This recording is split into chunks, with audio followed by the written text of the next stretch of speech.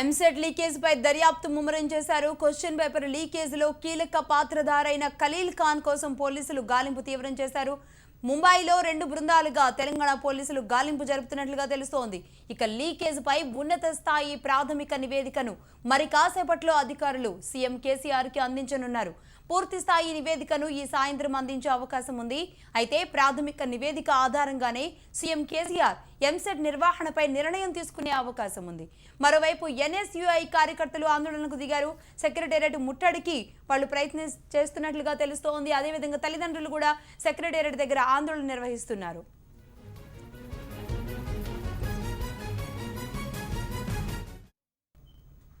ప్రశ్నాపత్రం leak అయిందని నిర్ధారణ అయిన నేపథ్యంలో మళ్లీ ఎంసెట్ నిర్వహణపై భిన్నాభిప్రాయాలు వ్యక్తమవుతున్నాయి. పేపర్ లీకేజ్తో లబ్ధి పొందిన విద్యార్థుల్ని అనర్హులుగా ప్రకటించి మిగిలిన వారి ర్యాంకులు యథాతథంగా ఉంచడమో సవరించడమో చేయాలని కొంతమంది వాదిస్తున్నారు. అయితే పేపర్ లీకేజ్ ఎంత స్థాయిలో జరిగిందన్నది పూర్తి స్థాయిలో నిర్ధారణ కానందున మొత్తం పరీక్ష రద్దు చేసి తాజాగా నిర్వహించాలనే వాదన కూడా బలంగా వినబడుతోంది. మరోసారి ఎంసెట్ పెడితే గతంలో వచ్చిన ర్యాంకు రాదేమోనన్న సందేహం ఉన్న విద్యార్థుల తల్లిదండ్రులు దీన్ని తీవ్రంగా వ్యతిరేకిస్తున్నారు.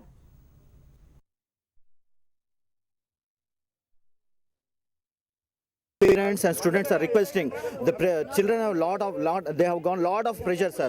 Please emotional ga imbalance అయిపోతుంది సార్. వాళ్ళు రాయమంటున్నారు సార్. మెరిటోరియస్ స్టూడెంట్స్ మనం లూజ్ చేసుకుంటున్నాం సార్. ఈ మెరిటోరియస్ స్టూడెంట్స్ లూజ్ చేసుకుంటే మనం బంగారు తెలంగాణ అంటున్నాం sir. Try to understand sir. Chief minister sir, please and please don't cancel this MSET sir.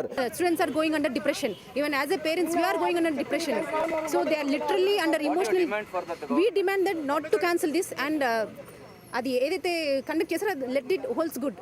Amount కట్టలేక ఎంతో ఇబ్బంది పడి చదివిస్తే వాళ్ళు ఎవరో చేసిన దానికి మేము ఇస్తున్నాం. మా పిల్లలు ఈ రోజు తిండి తింటలేరండి. దానికి ఎంత ఇదై ఉన్నారు.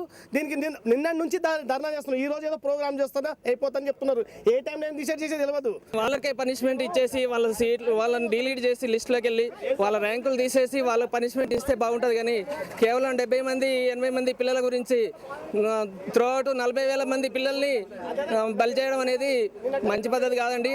Watts important is 4 years we've spent, my kids have spent on continuous working hard and this is the outcome. Somebody else has to pay for it. This is not the right way. We just don't cancel this exam. నా పేరు మేఘా. నేను 544 rank వచ్చింది. ఇంకో ఎంసెట్ పెడితే చాలా students ఎంతో డిప్రెషన్కి వెళ్ళిపోతారు.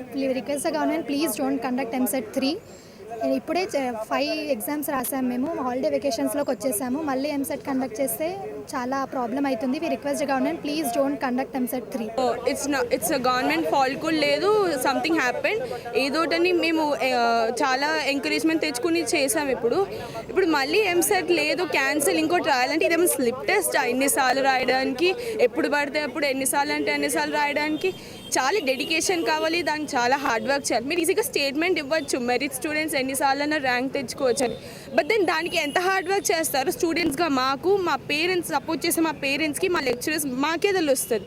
మీరు అవన్నీ ఫీలింగ్స్ ఎందుకు కన్సిడర్ చేయట్లేదు అర్థం కావట్లేదు. ఎంసెట్ రద్దు చేస్తే మాత్రం ఈసారి ఊరుకునేది లేదు. అయితే